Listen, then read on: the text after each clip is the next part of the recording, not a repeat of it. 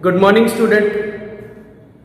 Today we are going to learn second part of business organization, chapter 2, principles of management. In the previous lecture we have learned principles of management, its meaning, its nature and importance of principles of management. Let me repeat you the definition of principles of management.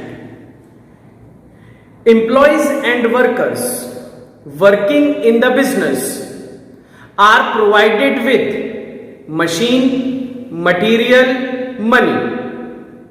Along with that, they have to follow some rules and regulations. These rules and regulations which they follow are considered as principles of management. Now we are going to learn principles of management given by Frederick Taylor, and he called the principles of management as scientific management. Now let us learn this scientific management given by Frederick Taylor. What his approach towards the scientific management? Let me read the definition given by the Frederick Taylor. Now the definition is knowing exactly what you want your man to do.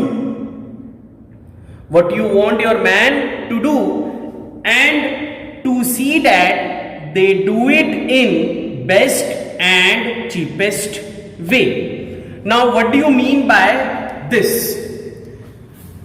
According to this definition, Frederick Taylor says that people are working with us and manager have to see that those people who are working with them, they should be given the task or work in such a way that those workers or employees do their best to finish the work, and they should do the work in the cheapest way. Cheapest way means in the less expensive way. So as per his definition, manager should know what he want his workers and employees to do, and then he see that they do that work in the best and the cheapest way. This is the most important definition given by Frederick Taylor. You have to remember this definition. Now, matters to be considered in his approach. In the approach of Frederick Taylor, which matters are to be considered? There are three methods which are to be considered. We will see each of them. First of all, work should be assigned as per mental and physical ability. Here it is to be noted that when work is assigned to the employee, we have to see his mental capabilities. Mental capabilities are developed with the help of skills, knowledge and his education. We can say knowledge, skills, education, even experience, etc. Mental capabilities can be known with the help of knowledge, skills, education and experience. Then he talked about the physical strength. Physical strength means that worker or that employees whom the work is assigned, he should be physically capable for doing that job. So mental and physical abilities are considered while assigning the work to the employees or the workers. Now second one, each worker should be instructed. What is to be instructed? To perform maximum work. Each worker should be instructed to perform his work. Whatever the work is assigned to the worker, he has to perform that work in the maximum or proper manner, and it is to be seen he work in maximum way. Now third one, it is most important for the workers because of this they are working in the business and they are 30 to 100% more wages. Whatever they are getting, 30 to 100% more wages to the workers working efficiently. It is to be seen that those workers who are working efficiently are to be given more wages. More wages may be in the percentage of 30 to 100%. Now, according to the Frederick Taylor approach, three things we consider. Work should be assigned as per physical and mental capabilities. Second one is the worker should work with his full efficiency and he should work maximum. Third one is those workers who work efficiently should be provided with the more wages, more salary, and that can be 30 to 100% increment from their current salary or wages. Now, we will see the principles of scientific management. There are 8 principles. First of all, scientific method. Scientific method to be adopted to do work in the best way. It is to be seen that those workers who are working with us, they should be adopted or they should work in the scientific method so that the best work can be done. Second is planning and implementation. Experts should make planning and worker have to implement it. Now what is that? Expert means those persons who have knowledge of planning, they should be appointed. If those experts are appointed, they will do the planning for the business, and worker who have to work, they will work according to the plan decided by the experts. Planning is to be done by the expert and worker will implement it. Okay. Now third is job analysis. It is required to reduce cost. This is most important thing. Whatever work we are doing, it should be cost effective. So work should be done in such a manner that reduced cost is adopted.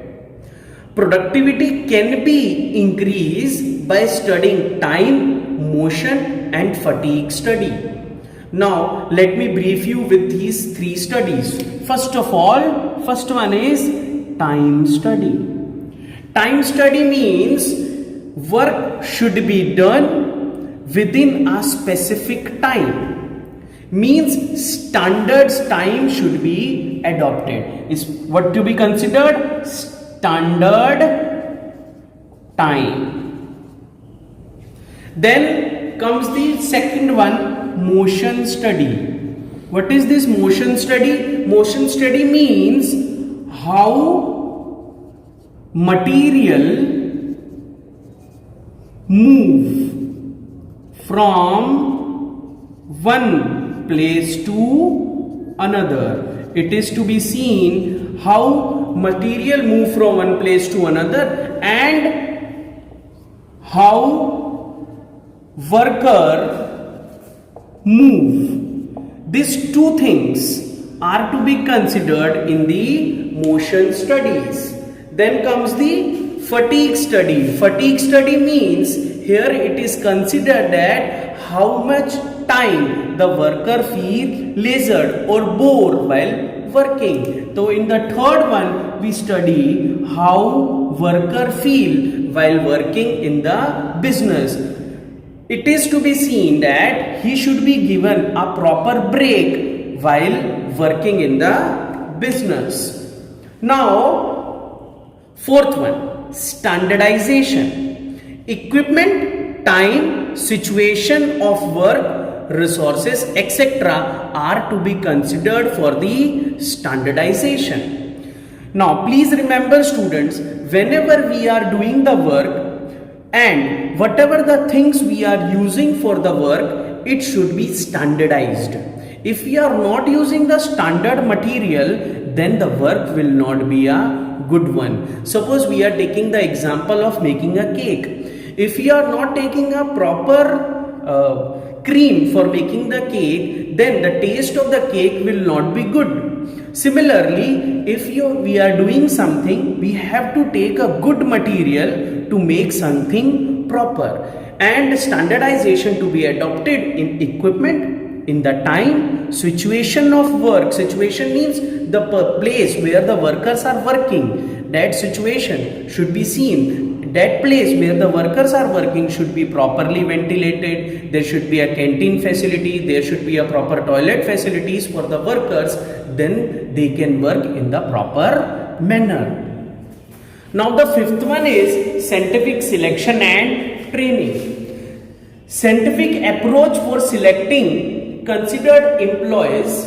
While selecting the employees, we have to consider the employee's education, his skills, his physical strength. That is most important. If the worker is not physically fit, he won't be able to work for the organization. And his gut feelings is most important thing. If he does not have a guts to do something, then he won't be able to perform the work as per the requirement. And there should be a training for increasing the efficiency. Each worker should be provided proper training so that his efficiency towards work will increase. Now the sixth one, financial motivation. Skilled worker should be given financial and other motivations. Financial motivation means in the monetary terms. Remember this. In the monetary terms, or you can say money. While other motivations may be promotion, giving other allowances. This will make the worker to work more efficiently for the business. Then wage should be decided by the scientific approach. There are two methods to decide the wages. One is time wage and another is piece wage.